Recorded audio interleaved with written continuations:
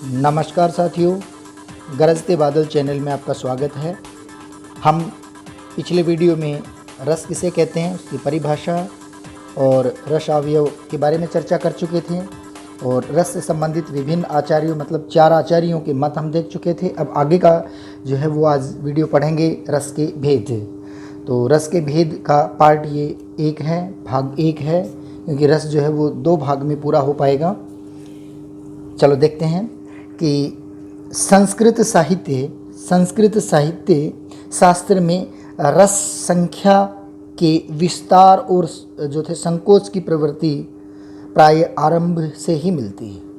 संस्कृत साहित्य शास्त्र में रस संख्या के विस्तार और संकोच की प्रवृत्ति प्राय आरंभ से ही मिलती है। भरत मुनि ने केवल 8 ही रसों का निरूपण किया है। भरत मुनि जो थे, इन्होंने भरत मुनि ने ही सूत्र दिया था, तो इन्होंने 8 रसों की कल्पना की है। भरत मुनि के नाट्यशास्त्र के टीकाकार उद्भट ने शांत रस की पृथक स्वतंत्रता की स्वीकृति दी है। मैंने शांत रस की पृथक स्वतंत्रता की सत्ता जो दी है वो उद्भट ने दी है। अभिनव गुप्त ने रस का नाट्यशास्त्र में समावेश कर दिया है। इस प्रकार रस की संख्या के विस्तार का प्रयत्न पर्याप्त समय पूर्व से आरंभ हो चुका था। जो ही शांत रस की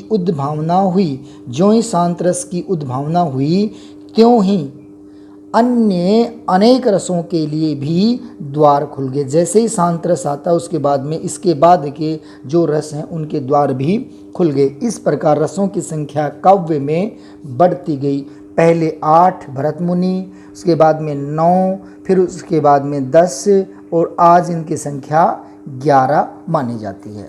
अब देखेंगे सामान्यतः रस जो है 9 प्रकार के माने जा सकते हैं। हम यूँ कह सकते हैं प्राचीन आचार्यों के अनुसार रसों की संख्या 9 मानी जाती है, किंतु आजकल के हिंदी साहित्य के विद्वानों ने इनकी संख्या जो है 11 तक पहुंचा दी है, जिनका हम क्रमशः वर्णन करेंगे, क्रमशः पढ़ेंगे। पहला लेंगे हम श्रृंगार रस। पहला श्रृंगार रस। तो श्रृंगार रस के लिए श्रृंगार शब्द की जो बना है वह श्रृंग प्लस आर के योग से बना। श्रृंग प्लस आर के योग से बना। श्रृंग का मतलब होता है काम वासना और आर का मतलब होता है गति, मतलब काम वासना की गति। यह है श्रृंगार रस। तो इसकी परिभाषा पर चर्चा करते हैं। विभाव, अनुभाव तथा संचारी भावों के संयोग से अभिव्यक्त होने वाले पति पत्नी या प्रेमी प्रेमिका, नायक नायिका का रति स्थायी भाव श्रृंगार रस कहलाता है। उनका जो रति स्थायी भाव जागृत होता है वह श्रृंगार कहलाता है। छोटे रूप में और देखते हैं इस परिभाषा को। नायक नायिका के सौंदर्य तथा प्रेम संबंधी वर्णन में परिपक्व अवस्था को ही श्रृंगार रस कहा जाता है। माने नायक नायिका का आपसी जो प्रेम है वह श्रृंगार है। अब देखते हैं इसमें उद्दीपन क्या होता है श्रृंगार रस में। तो बसंत ऋतु, पुष्प, चांदनी रात, वन विहार, एकांत संगीत या संगीत, नदी, फूल इत्यादि जो इसके उद्दीपन होते हैं।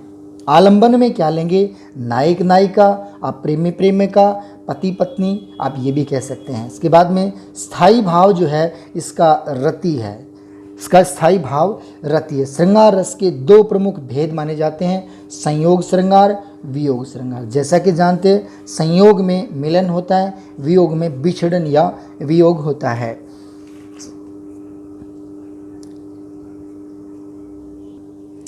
संयोग श्रृंगार नायक नायिका के परस्पर दर्शन, मिलन, श्रवण, स्पर्श, आलिंगन व वार्तालाप आदि के द्वारा जो थे पूर्णता को प्राप्त करने वाला रति नामक जो मनोभाव या मनोविकार है वह संयोग श्रृंगार कहलाता है। उदाहरण के तौर पर देखते हैं। खंजन नैनु तिरछी नैनी, निज पति कहेऊँ तिन्हीं सी से नैनी।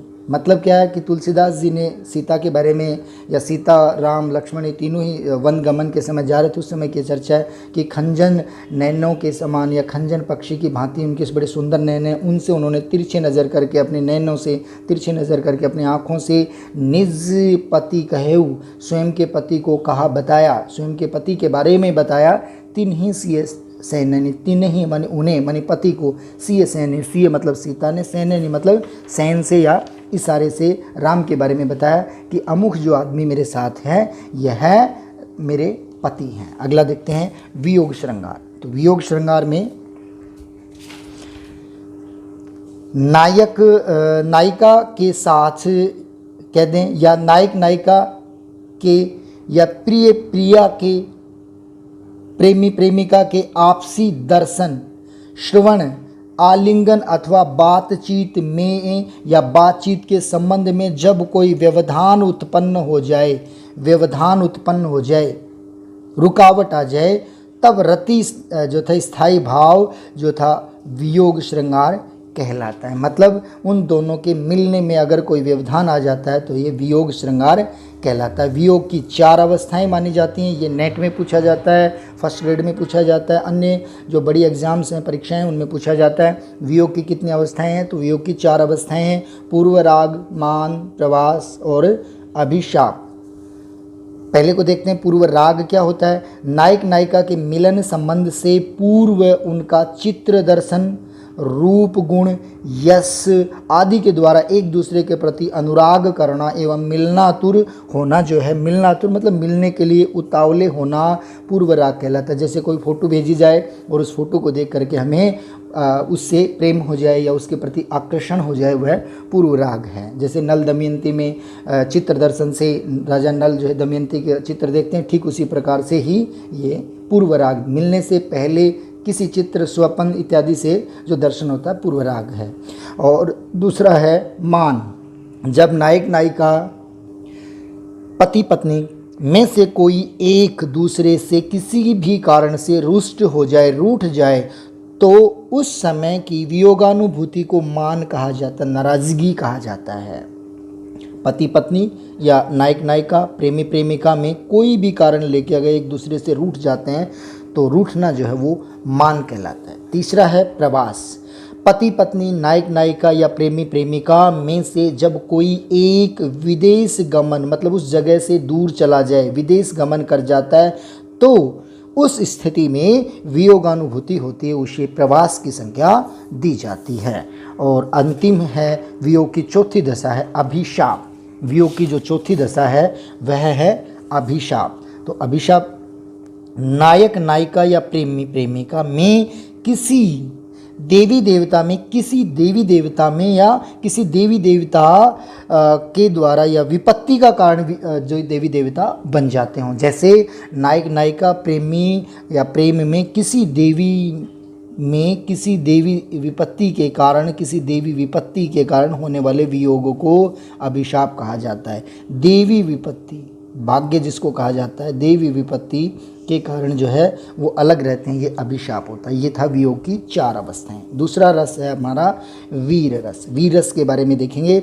युद्ध अथवा अन्य दुष्कर्म, बुरा कार्य करने के लिए उत्पन्न उत्साह से वीर रस की उत्पत्ति होती है।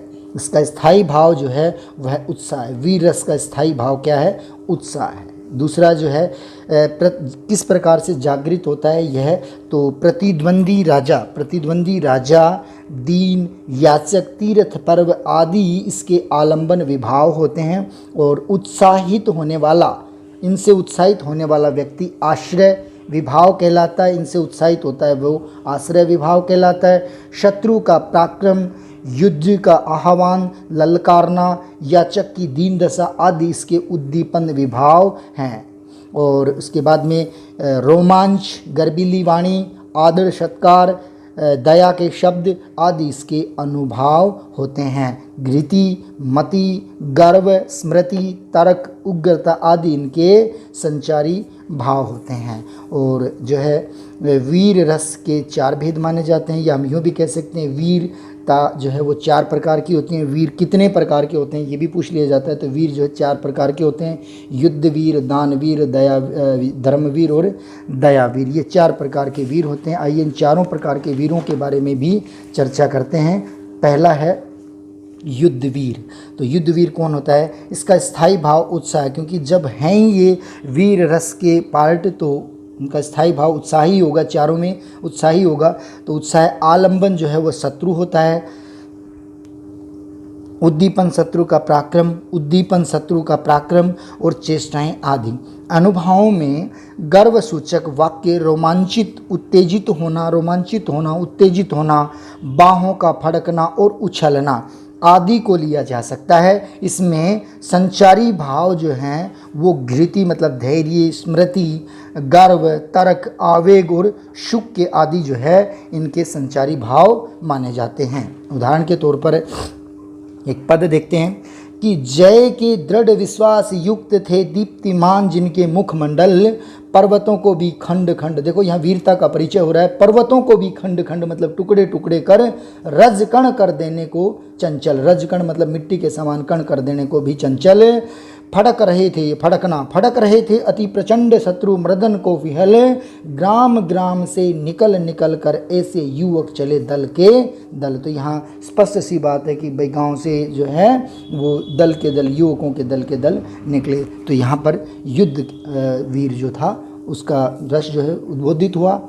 अगला है दानवीर। तो दानवीर जिसका स्थायी भाव भी उत्साही है, मैंने बताया चारों में उत्साही है। आलंबन दान योग्य या पात्र, याचक, पर्व और तीर्थ स्थल जो हैं वो इसके आलंबन होते हैं। और उद्दीपक जो हैं उसके क्या हैं? दान पात्र द्वारा दी गई प्रशंसा तथा अन्य जो थे दाताओं के दान आदि माने जा सकते हैं। अनुभाव जो हैं उसके रहेंगे याचक का आदर, सत्कार, संतोष, आनंदानुभूति और संचारी भाव रहेंगे हर्ष, गर्व और मति। ये संचारी भाव होंगे हर्ष, गर्व और मति। आइए इसको भी एक उदाहरण से देखते हैं कि मुझे कृपा का कर्तव्य दृढ़ है मानने आए जिसे निज हाथ से झट काट अपना शीश भी देना, इसे दान का महत्व बता रहा। झट काट शीश, अपना शीश भी देना इसे, बस क्या हुआ अधिक घर आ गया अतिथि, जिससे मतलब अपने घर कोई अतिथि आ जाए तो उसको अपना सिर भी काट करके